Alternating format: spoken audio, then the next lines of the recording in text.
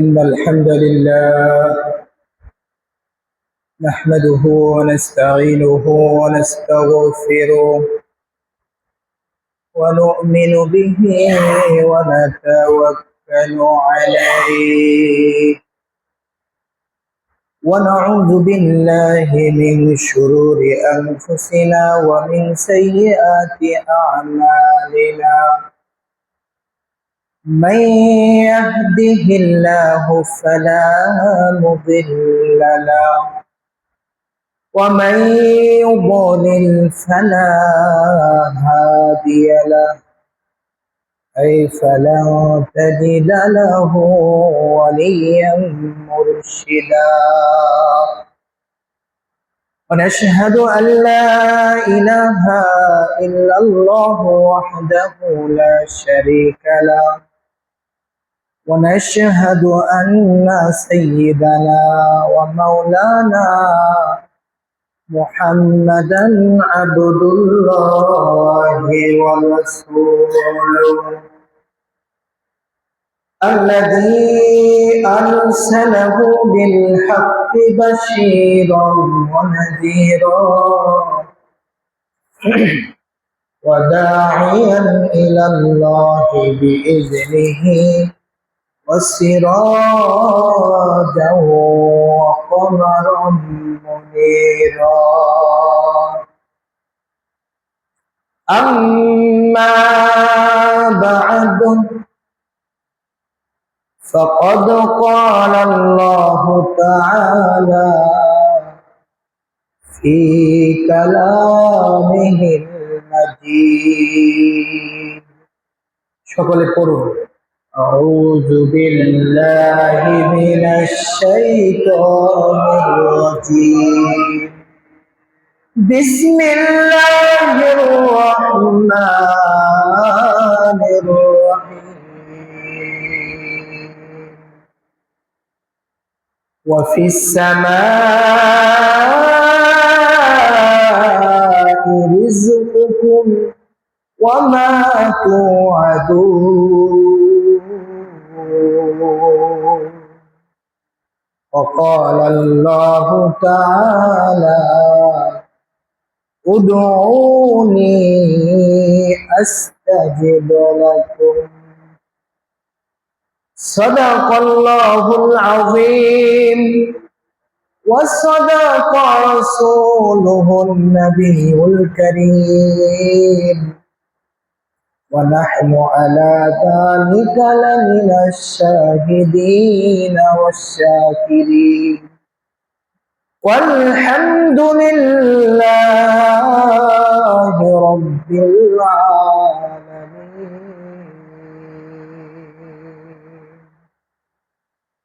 سبحانك لا علم لنا إلا ما علمتنا إنك أنت العليم الحكيم. সকলে দুরূদে ইব্রাহিম পড়ি। اللهم صل على محمد وعلى آل محمد كما صليت على إبراهيم وعلى آل إبراهيم إنك حميد مجيد. اللهم بارك على محمد وعلى آل محمد كما باركت على إبراهيم وعلى آل إبراهيم إنك حميد مجيد. আল্লাহ সুবহানাহু ওয়া তাআলার দরবারে অসংখ্য অগণিত শুকরিয়া জ্ঞাপন করছি, যিনি আমাকে আপনাকে আজ জিলকআদ মাসের 19 তারিখে জুমার নামাজ পড়ার জন্য দুনিয়ার মধ্যে শ্রেষ্ঠ ঘর মসজিদে আসা এবং কোরআন ও হাদিস থেকে কিছু বলার ও শোনার মতো সুযোগ দান করেছেন। এজন্য আমরা আমাদের অন্তরের অন্তরস্থল থেকে, অন্তরের মধ্যে যত ভালোবাসা রয়েছে সবটুকু ভালোবাসা আর আবেগ দিয়ে উচ্চ আওয়াজে সকলে বলি আলহামদুলিল্লাহ। অসংখ্য অগণিত দুরূদ ও সালাম পয়গম্বরে আরবি হযরত মুহাম্মদ সাল্লাল্লাহু আলাইহি ওয়া আলিহি ওয়াসাল্লামের উপর। সম্মানিত মুসল্লিবৃন্দ, গত জুমায় যে আলোচনা করতেছিলাম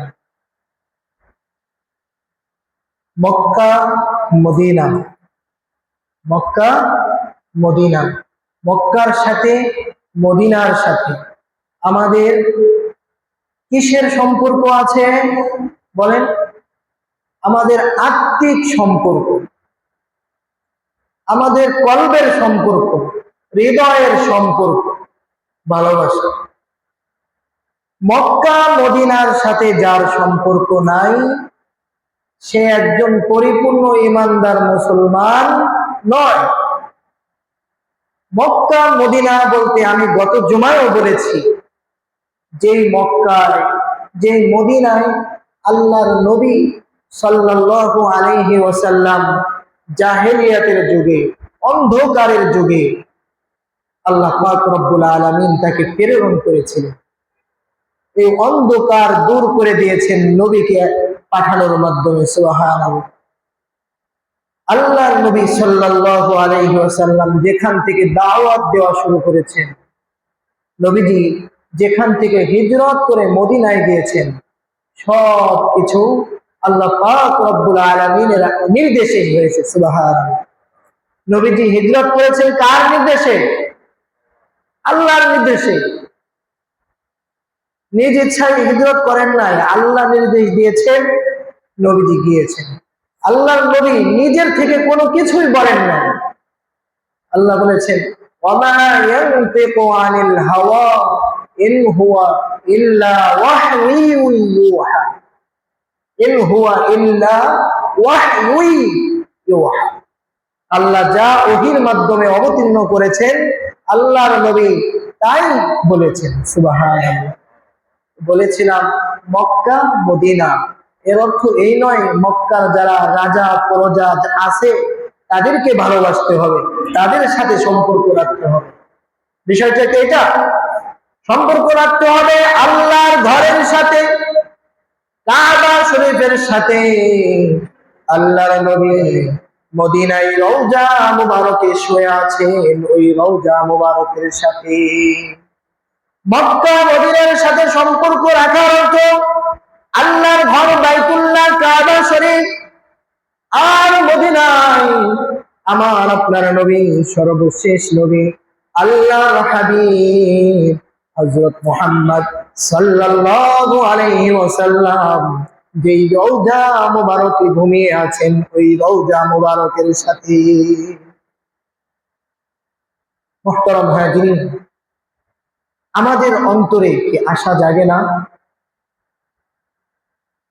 ইউরোপ, আমেরিকা, পৃথিবীর অন্যান্য যতগুলো দেশ রয়েছে সেই দেশগুলোতে যেতে আমাদের আশা জাগে, কিন্তু যেই মাটিতে আমার আপনার নবী শুয়ে আছেন, যেই মাটিতে আল্লাহ রাব্বুল আলামিন সর্বপ্রথম ঘর পৃথিবীর মধ্যে উঠিয়েছেন, সেই ঘর এখনো আছে।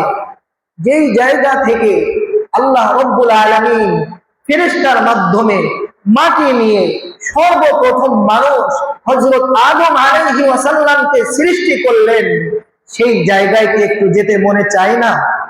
সেই জায়গাটাকে একটু দেখতে ইচ্ছা করে না?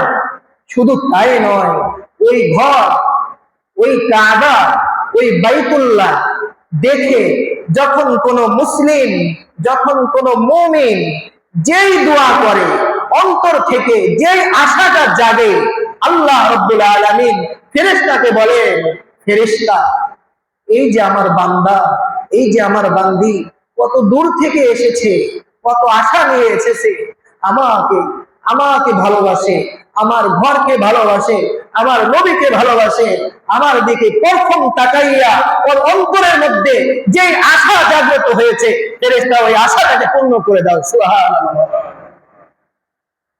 এই আশা কি আমাদের মধ্যে জাগার দরকার আছে না নাই? আশা থাকলে পূরণ করবেন কে? তুমি মেটাও সকল চাওয়া, দুদিন আগে পরে তোমার কাছে সকল পাওয়া, সবে তোমার তরে। আশা করতে হবে কার কাছে? চাইতে হবে কার কাছে? আল্লাহর কাছে। মানুষ আজ কত দরজায় ধরে, কেউ টাকার আশা, কেউ সম্মানের আশা, কেউ সন্তানের আশা, কিন্তু একবারও কি ভেবে দেখেছে সব কিছুর মালিক আল্লাহ, তার কাছে কি চেয়ে দেখেছে? তার কাছে কি চায়? চাই না। আল্লাহর কাছে চাইতে হবে। কার কাছে চাইতে হবে? আশা রাখতে হবে কার কাছে? আল্লাহর কাছে।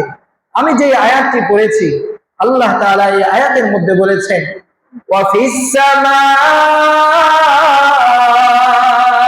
রিজকুকুম ওয়া মা তুআদুন।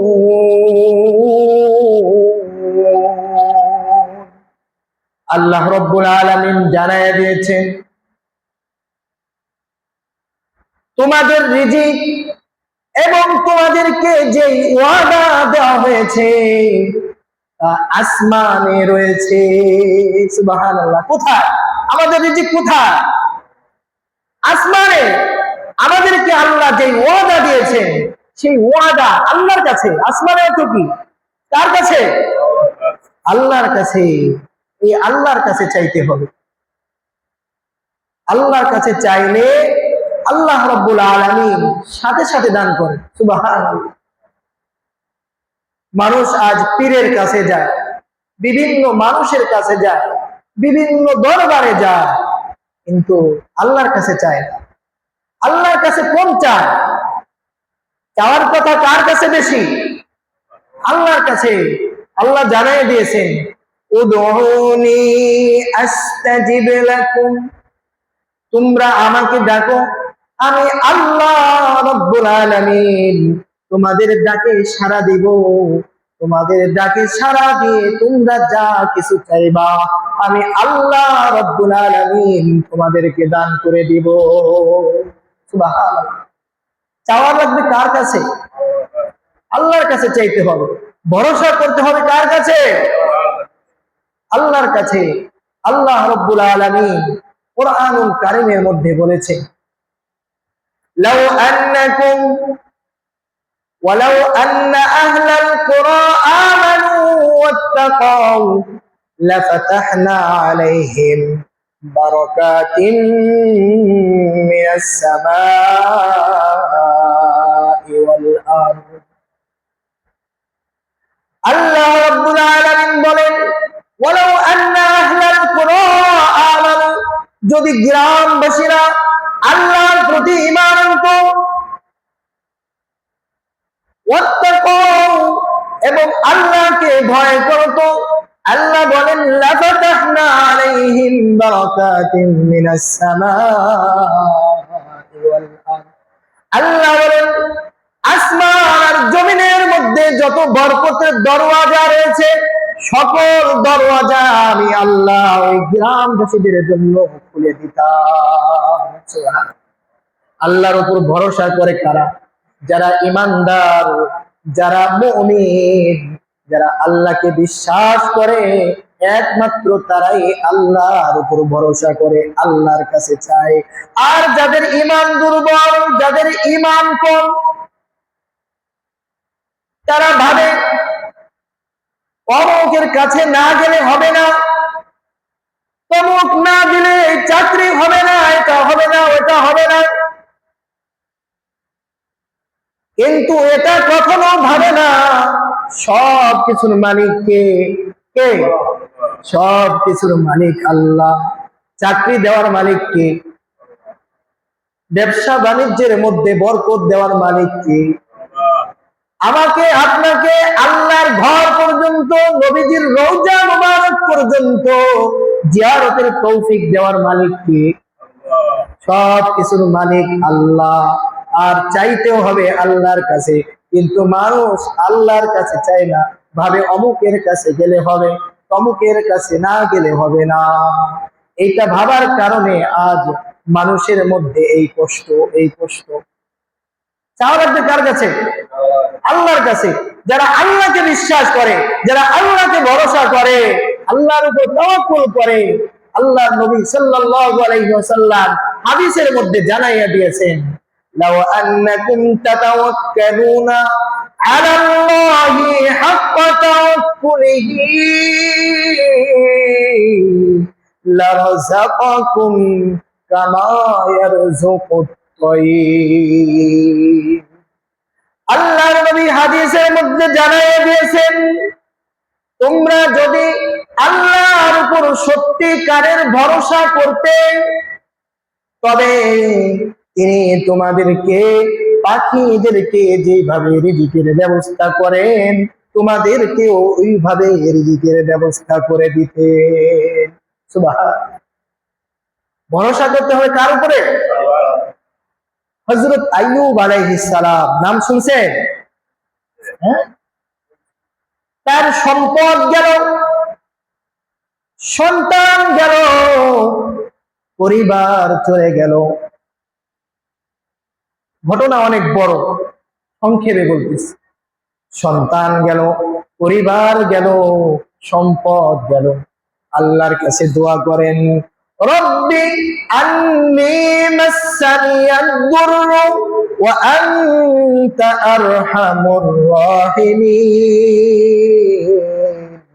রব্বি আন্নী মাসানিয়াদ দুররু ওয়া আনতা আরহামুর রাহিমিন। হে আমার রব, কষ্ট আমাকে স্পর্শ করেছে, আর আপনি সকল দয়ালুদের মধ্যে শ্রেষ্ঠ দয়ালু। সুবহানাল্লাহ। আল্লাহর কাছে কি দোয়া করছে? কষ্ট আমাকে স্পর্শ করেছে, সন্তান চলে গেছে, মারা গেছে, পরিবার পরিজনের যারা ছিল সকলে চলে গেছে, মাত্র একজন স্ত্রী আছে, সম্পদ যা ছিল সব শেষ হয়ে গেছে। আল্লাহকে বলছেন, রব্বি আন্নী মাসানিয়াদ দুররু ওয়া আনতা আরহামুর রাহিমিন। হে আমার রব, কষ্ট আমাকে স্পর্শ করেছে, আর আপনি সকল দয়ালুদের মধ্যে শ্রেষ্ঠ দয়ালু। আল্লাহ রাব্বুল আলামিন তার সকল কিছু ফিরিয়ে দিয়েছেন। মুহতারাম হাজিরিন, হযরত মূসা আলাইহি ওয়াসাল্লাম, নাম শুনছেন না? তিনি কে ছিলেন? মূসা কালিমুল্লাহ, আল্লাহর সাথে কথা বলতেন। মূসা আলাইহিস সালাম তার সাথে কথা বলতেন, আল্লাহর সাথে কথা বলতেন। একবার বলছে, ওয়া ইয ক্বালা ইব্রাহিমু রাব্বি আরিনি কাইফা তুহয়িল মাউতা। অন্য এক আয়াতে আল্লাহ রাব্বুল আলামিন বলেন, মূসা আলাইহি ওয়াসাল্লাম বলে, আল্লাহ আমি আপনাকে দেখতে চাই, আল্লাহ আমি আপনাকে দেখতে চাই। আল্লাহ বলেন, আমাকে দেখে তুমি থাকতে পারবা না, তুমি আমার নূরে, আমার তাজাল্লিতে তুমি জ্বলে পড়ে ছারখার হয়ে যাবে। একবার এক পাহাড়ের উপরে হযরত মূসা আলাইহিস সালামকে বলছে যে তুমি এই পাহাড়ের উপরে 30 দিন, এরপরে বলছে 40 দিন এই পাহাড়ের উপর অবস্থান করবা, তারপরে আমি আল্লাহ তোমার সাথে সাক্ষাৎ করব। 40 দিন হয়ে গেছে। আল্লাহ পাক রব্বুল আলামিন শুধু একটু তার নূরের যে তাজাল্লি সেটা দেখাইছে। মূসা আলাইহিস সালাম দেখা করা তো দূরের কথা, নূরের তাজাল্লিতে পাহাড়ের উপর পড়ে গিয়েছে। সুবহানাল্লাহ। মুহতারাম হাজিরিন, এই মূসা আলাইহি ওয়াসাল্লাম এবং ওই সময়ের জালেম বাদশা ছিল ফেরাউন। নাম কি? ফেরাউন। মূসা আলাইহি ওয়াসাল্লামকে জালেম বাদশা ফেরাউন এবং তার দলবল সহ লাঠি সোটা যা কিছু ছিল সব কিছু নিয়ে মূসা আলাইহি ওয়াসাল্লাম এবং বনি ইসরাইল যারা ঈমানদার ছিল তাদেরকে ধাওয়া করলো। হযরত মূসা আলাইহি ওয়াসাল্লাম সামনের দিকে অগ্রসর হয়েছেন। সামনে নদী, সামনে নদী, পিছনে ফিরাউন এবং তার দলবল রয়েছে। এই মুহূর্তে হযরত মূসা আলাইহি ওয়াসাল্লাম বললেন, কাল্লা ইন্না মাইয়া রাব্বী সায়াহদিন। সামনে সমুদ্র, পিছনে ফিরাউনের দলবল। মূসা আলাইহি ওয়াসাল্লামের যে উম্মতরা চিন্তা করেছে সামনে নদী, আমরা তো নদী পার হতে পারবো না, ফিরাউনের দলবল সহ আমাদেরকে মারধর করে এখানেই শেষ করে দিবে।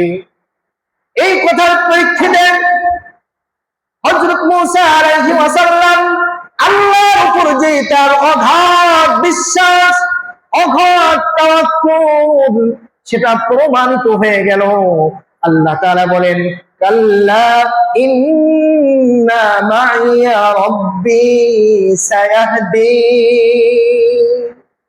কখনো নিশ্চয় আমার সাথে আমার রব আছেন, সায়াহদিন, তিনি পথ বের করে দিবেন।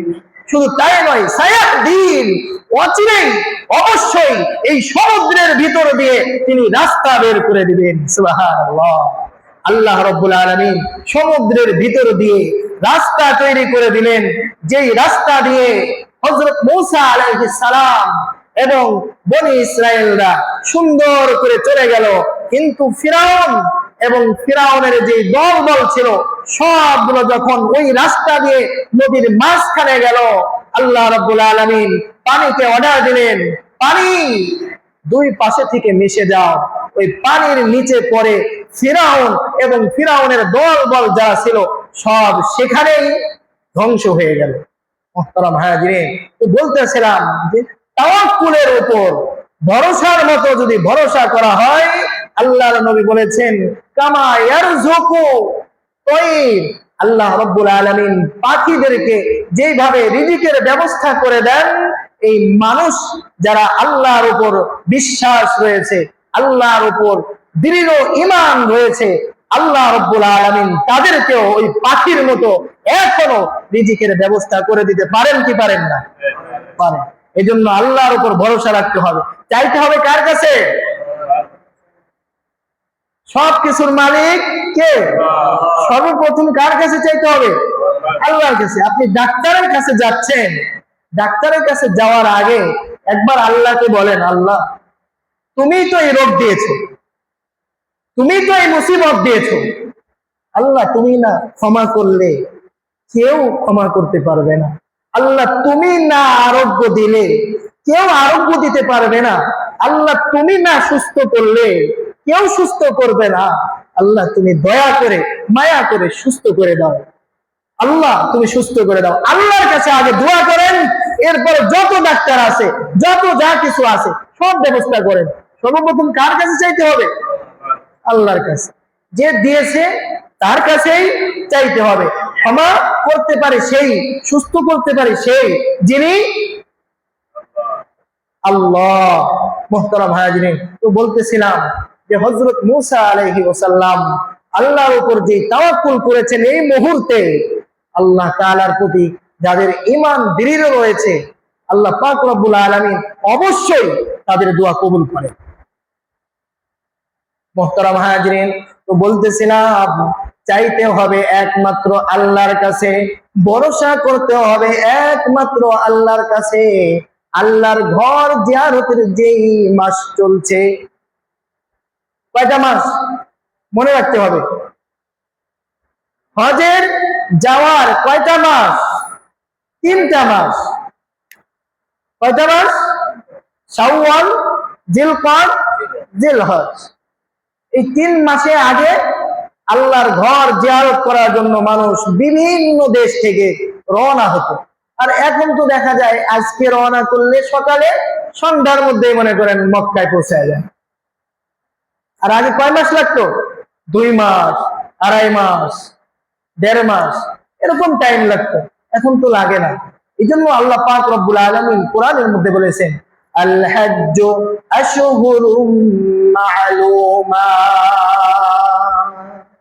হজের নির্দিষ্ট মাস সমূহ রয়েছে, তবে হজ করার জন্য যে দিন রয়েছে ওই দিনেই হজ হবে। তবে সেখানে যাওয়ার ব্যবস্থা, যাওয়ার অনেক পথ রয়েছে, সেখানে যাইতে অনেক দেরি হতে পারে। এই জন্য কেউ যদি এই রমজানের পরে যে মাস শাওয়াল মাস, ওই শাওয়াল মাসে ইহরাম বাঁধে, ওই ইহরাম পরিহিত অবস্থায় যদি আল্লাহর ঘরে পৌঁছায়, ওই অবস্থায় যদি কেউ হজ করে, আল্লাহ তাআলা ওই হজ কবুল করে নেবেন। সুবহানাল্লাহ। মুহতারাম হাজিরিন, তো আমাদের থেকে যারা হজে গিয়েছে, ফরজ হজ, উমরা তো অ্যাভেলেবেল মানুষ যে কোনো সময় করতে পারে, কিন্তু ফরজ হজ বছরে নির্দিষ্ট দিনে, নির্দিষ্ট সময়ে, নির্দিষ্ট জায়গায় করতে হবে। হজ যেটা ফরজ হজ, সেটা সব সময় করা যায় না। উমরা হজ সব সময় করা যায়। এজন্য যাদের উপর হজ ফরজ হয়েছে, আমরা এবছর আশা রাখি, কি বলেন? এবং যাদের উপর হজ ফরজ হয় নাই, আমরা তারাও মনে মনে আশা করতে পারি কিনা? আশা করলে আজ না হয় কাল, একদিন আল্লাহ পূর্ণ করবেনই। আবার আমার মধ্যে যদি আশা না থাকে, তাহলে কেমনে পূরণ হবে? পূরণ হওয়ার সম্ভাবনা আছে? মুহতারাম হাজিরিন, আল্লাহ পাক রব্বুল আলামিন কোরআনের মধ্যে বলে দিয়েছেন, ওয়াফিস সামাই রিজকুকুম ওয়া মা তুআদুন। আল্লাহর নবী সাল্লাল্লাহু আলাইহি ওয়াসাল্লাম হাদিসের মধ্যে জানাইয়া দিয়েছেন, লাইসা শাইউন আকরামা আলাল্লাহি মিনাদ দুআ। আল্লাহর কাছে দুয়ার চেয়ে শ্রেষ্ঠ, দামি আর কোনো কিছু নাই। আল্লাহর কাছে দুয়ার অনেক দাম। হাদিসের মধ্যে এসেছে, আদ-দুআউ মুখুল ইবাদাহ, দুআ ইবাদতের মগজ। আদ-দুআউ হুয়াল ইবাদাহ, হাদিসের মধ্যে এসেছে দুআই ইবাদত। একদম সব সময় আল্লাহর কাছে দোয়া করে, আস্তাগফিরুল্লাহ, আস্তাগফিরুল্লাহ, আস্তাগফিরুল্লাহ, আল্লাহুম্মা গফিরলি। এগুলো কি? দোয়া। এগুলো কি? দোয়া। আস্তাগফিরুল্লাহ মানে কি? হে আল্লাহ তুমি আমাকে ক্ষমা করে দাও। আল্লাহুম্মা গফিরলি মানে কি? হে আল্লাহ তুমি আমাকে ক্ষমা করে দাও।